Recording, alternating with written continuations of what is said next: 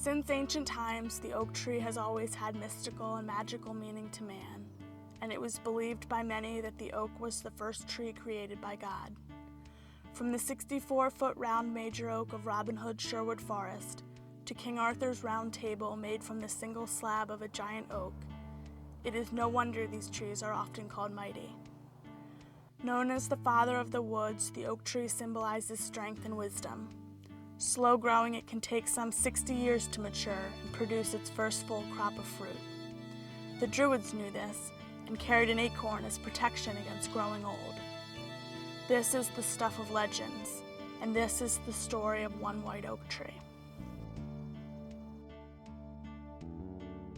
Over 300 years ago, a tree began its life in England. It stood on the Duke of Northumberland's estate near Alnwick Castle in the small town of Longhorsley. It began as they all do, from a fertilized acorn.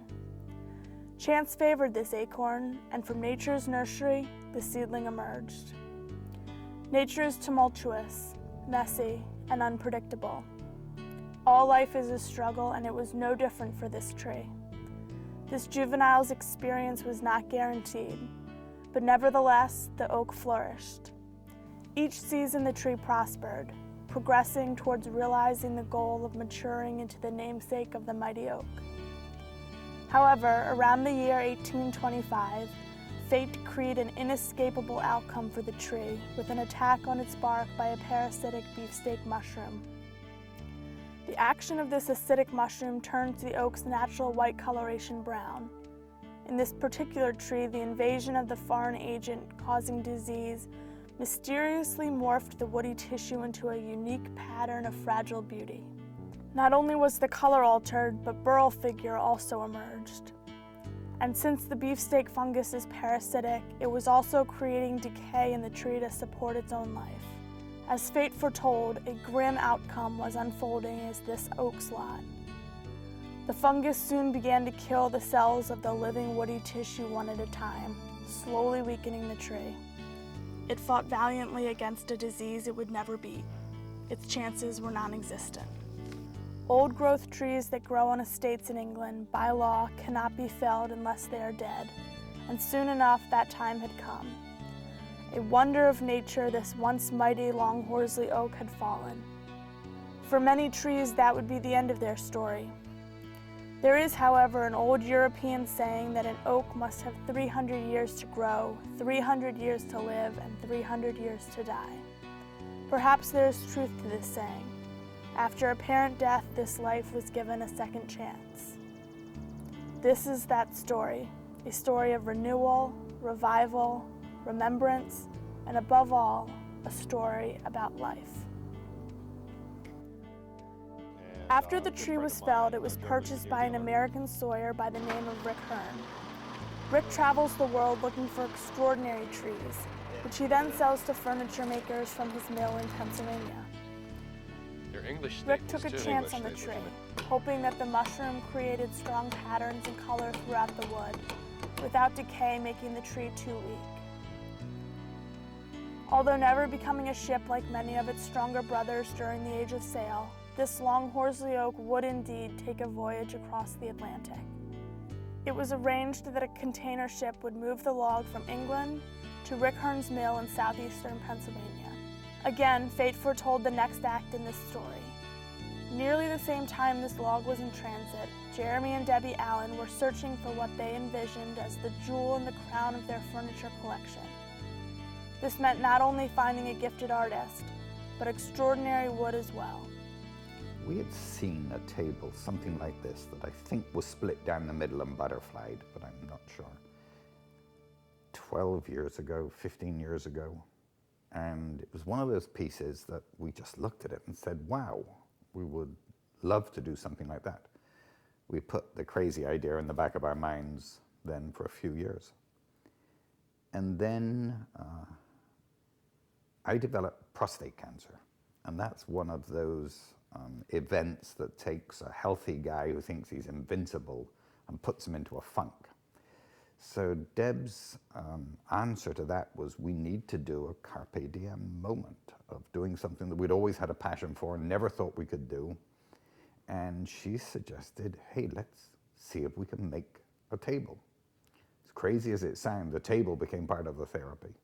Yeah, because it was a real, after you face something like cancer, it was a real desire to live and to plan a long-term project so that we had something to look forward to and we were looking into the future. And that's really the whole idea that got us started. And once we knew that we wanted to do the project, we immediately thought of Jeff Lohr because he had done some other pieces for us.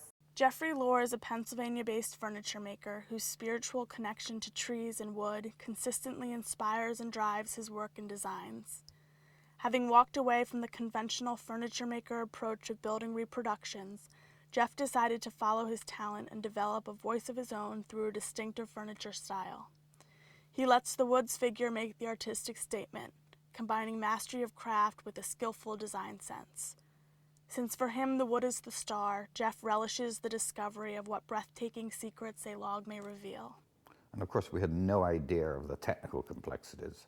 We had no idea of what was involved. That was our luck and privilege that we found somebody who did understand the technical complexities. Though the artist emerged in their hearts immediately, the wood demanded a quest.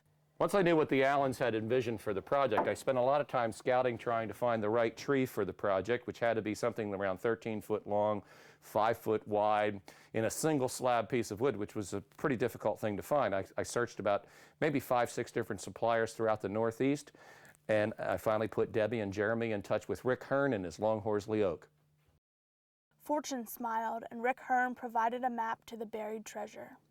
When I first saw the log, I was very timid about it because I was looking at this thing and it had all these bark humps all over it, and I really didn't know what was going to be inside of it.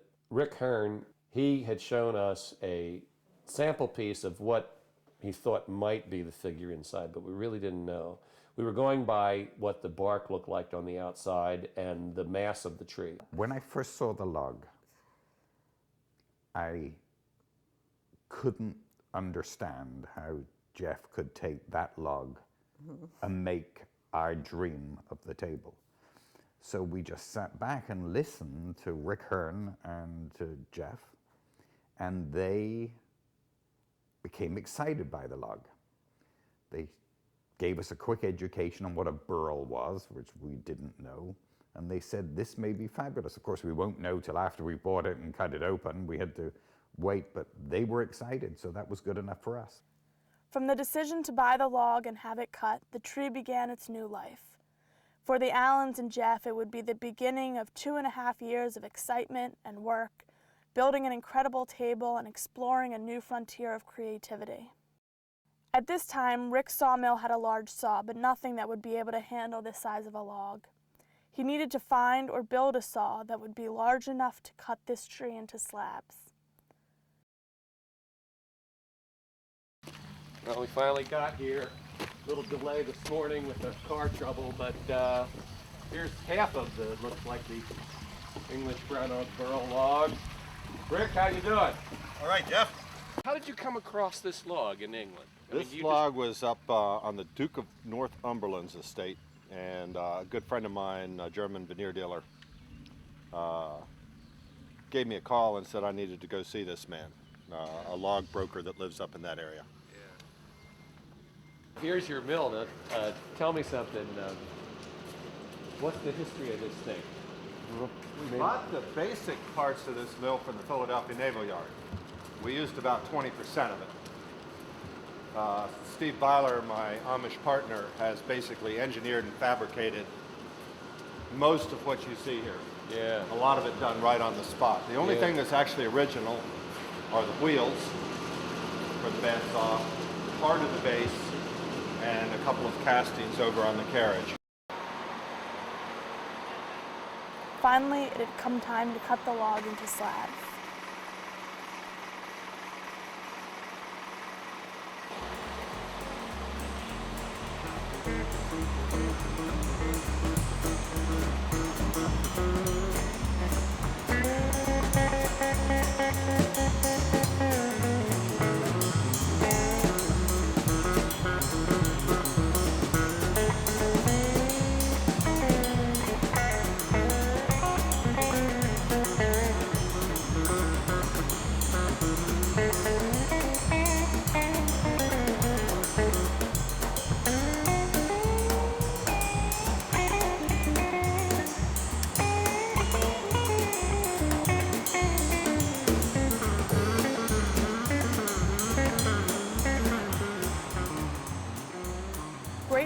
believed that the log yielded solid, workable material, it seemed that the project was well on its way. However, as we know, fate follows all men's lives. After an uneasy interval of frightening but mysterious health issues, a cataclysmic event delivered Jeff to the hospital. It was determined that 3 major problems with his heart demanded immediate open heart surgery. Jeff was traumatized, standing at the brink of mortality. He knew he was frail and helpless, and restoration to his spirit was as crucial and challenging as restoration to his body. It was brutal to recover from it. I cannot think of any more of an invasive thing to happen to a 52-year-old man than open heart surgery. It was a major event in my life, probably the most major, well, definitely the most major thing that ever happened to me. It threatened my life. I nearly died, and now I have this second chance. The Allens had selected Jeff as the artist, and though this was exciting and humbling for Jeff, the terror at the possibility he would fail haunted him. However, he decided to risk himself to save himself. There was a time when I thought I couldn't do the project. That was right after my heart attack. However, my wife at that time said that why are you shying away from this? You've been all excited about this all up until now. So she really bolstered my determination to do it. My fear during that time was just I would get so far into it and then not be able to finish it. And because I didn't know how my recovery was going to go. Had I not had this project, I think I wouldn't have been excited about my future, and therefore my recovery would not have been as complete and as timely as it was. Despite disease and setbacks for all involved, Jeremy and Debbie, Jeff, and the brown oak log were all going to their destiny, which was forged in the concrete example that security is a myth. It is a model that does not exist in nature. And like all enterprises designed for excellence, a gestation of time was required. 1 year after cutting and slow kilning, the timber was trucked to the studio. This interval was not idle for the shop. A gantry crane was built, and the flitch mill designed by the artist. Inventiveness would define this adventure as it continued. Since wood directly from the kiln is rough and uneven, a process that would permit planing to a flat, smooth surface had to be created. A homemade leveling carriage that let a router do the work met the challenge. My favorite part of working on this table was inventing the little jigs and fixtures that I used to manipulate and cut the piece flat. It just was a journey of invention, and I think making the apparatus with which to work it was probably as exciting as working with the material itself, at least to me. Nature is imperfect, and like any organism, this body had cracks and fissures that demanded a form of surgery. A tabletop demands a smooth surface, so filling the voids with polyurethane resin was planned. Good idea, but the reality was full of perils. The resin issue was just a nightmare. The resin issue just blindsided me because we had initially done the first experiments with polyurethane resin that we used to fill all the voids. That was done in the wintertime, and so the humidity was very controlled. So all the environment was just perfect for it. But then when we came to the time where we had to do that on the real table, we had nightmare results because of the humidity and the heat reacting with this stuff that drew out bubbles into the resin. This one just is such a large casting, it created too much heat. So down inside there we got, it's clear, but there's bubbles. Yeah. And it's just unacceptable. We got to route it out and then try to, the concern is to make it look natural. Let's rig up dust collection, because I know that's going to be absolutely filthy when we start doing it. Oh man, is this going to work great or what? Look, rock and roll. We're right there. Perfect.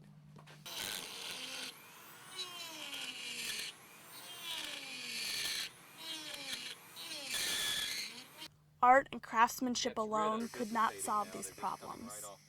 Science was needed. Employing laboratory glassware, a vacuum chamber, and a system for dehumidifying, with the final touch being the application of a torch to pull off surface bubbles, the voids were filled. We've discovered that in pouring this, we had to pour it very, very slowly, and we release the surface tension with a torch. This exercise in problem solving was at a high emotional cost. Meeting the challenge of filling the voids in the wood was a watershed moment.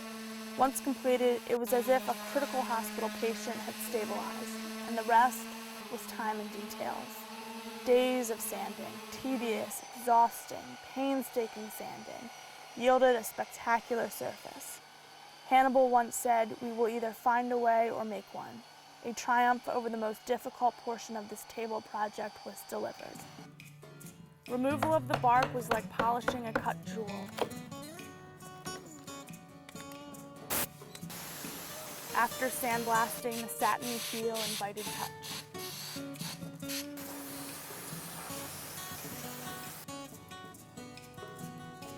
We're gonna get ready to cut the joint for the breadboard ends. We're gonna cut a big tongue that's gonna essentially stick into this board in this format right here.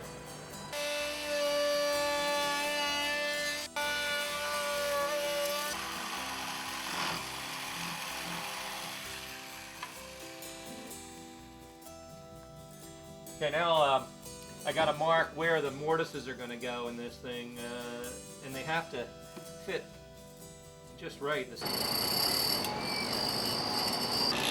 Okay. And they fit really, really well. Once the breadboards were in place, we chiseled holes for the pins, which would then hold everything together. I really love the arts and crafts style because you'll never find applied moldings, you never find, you know, ridiculous little doodads just stuck on furniture for sticking on purposes. It actually ends up that the joinery becomes the beauty of the piece, so its functional nature defines the overall look of it, which is just the way things should be in my mind. When you take the elements of design and make purpose-made joinery and let the joinery become part of the decoration, that's what really, really works well in my work. That's what I carried through into this freeform table. There's still purpose-made joinery in it that defines what the design is. And when you look at the piece, you can see how it's held together, which adds so much interest to it. And then just by the shape of those pieces and having them be free-flowing and interesting, they become, you know, a design ingredient that is pure in my mind.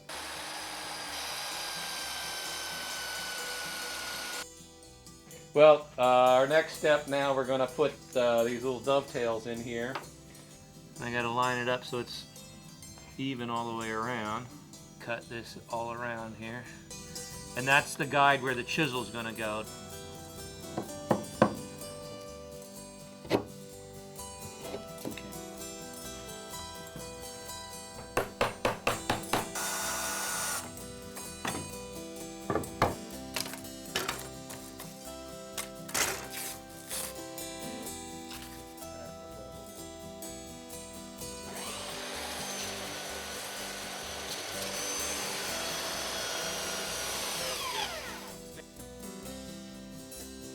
Like all superb compositions, negative as well as positive space was given careful consideration. A reverse curve created by bending and laminating 14 strips of walnut around a carefully cut and shaped plywood mold produced an inchworm shape. The amount of effort that I put into what I do, I think, is a much higher level than a lot of people would understand. I wrestle with the designs that I do for days before I commit to them. Even when I'm halfway into it, I'm always constantly changing things in my mind. I meet these little epiphanies within each project that tells me where I should go with it as far as the design of it goes. And I don't always like to have everything completely on paper first, especially in a project like this. This project would have been impossible to build around a preconceived drawing. The tree completely ruled the design. I only was the facilitator of that, but the natural quality of this tree and the way it bent and moved around and the shape of it, that's what brought in all those elements that made it into a successful living piece of furniture. So I credit the tree more than I credit myself for the design.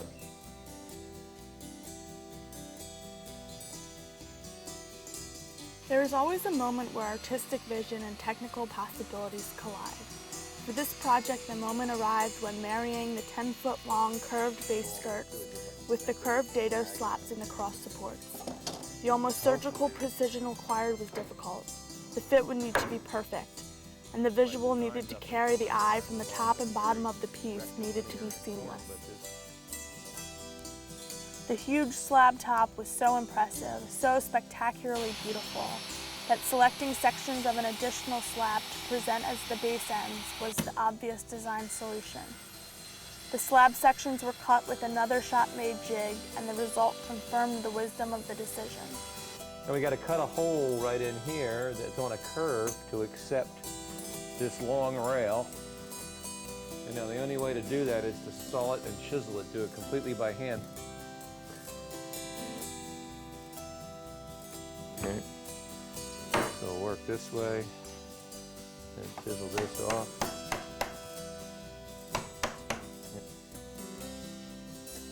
So now check this fit.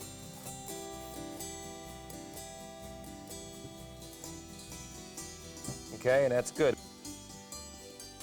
Precision in the fit of the wooden spikes was also essential. A mixture of machine and hand shaping with the craftsman's eye as the only layout tool met the demand. Here we have this great, nice, rich, dark brown in here at this other end, which is just going to be wonderful. But now when we test the same thing out, this is just completely unacceptable. We used potassium dichromate to dye the breadboards to match the brown color in the top that was naturally created by the beefsteak mushroom. Then we finished it off with 5 coats of marine varnish.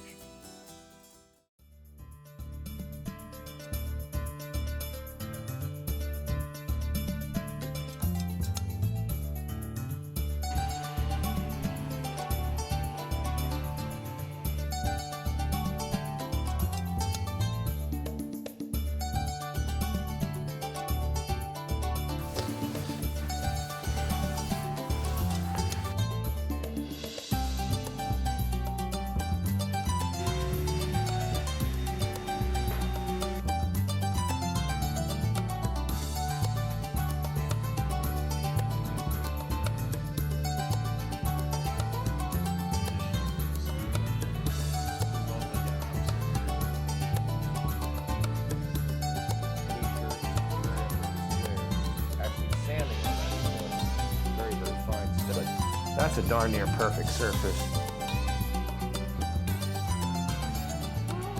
Oh my Oh, God. you're not serious. Wow. Oh. Jeff, I filled in everything, Wow. so you know it would be like Wow. a perfect tabletop. that is, Fabulous. Gorgeous. I would just say one thing. I thought the sides were supposed to be straight. It's superb. Oh, thank you. I'm It's glad. better than Dream. Oh, that's good. And so, over the course of 2 years, 3 lives successfully came together to create a table which came to represent more than just tangible beauty. Here you've got 2 middle-aged guys, both thought they were invincible, and both got ill. And it's really funny that a piece of wood became the motivator for us to say, hey, I want something beautiful because life's too short, and Jeff to say, I want to break through technically into a new frontier. I don't want to do more pieces that I've always been doing. And I think that experience just made life richer. The feeling that I had when the table was finally all finished was really strange because I knew it was done and I knew I was going to have to deliver it, and to be honest, I just didn't want to part with it. It was just the most beautiful thing I think I've ever made. All art is dream given form. For 2 years, this art healed spirits, challenged imagination, embodied trust, captured hearts, and demonstrated vision. This table in a word was a life-renewing process. The tree was dead. Jeff and I were both ill. And look where we are now. We've recovered, and the tree has found a new lease of life. And if that lease of life is another 300 years, that would be wonderful. But you took a dead tree and 2 sick people and made a fabulous table out of it. This project was in every sense a frontier, the end of a status quo and the farthest most limits of achievement, knowledge, and creativity. The frontier in this project has changed the lives of Jeff, Jeremy, Debbie, and the Long Horsley Oak forever.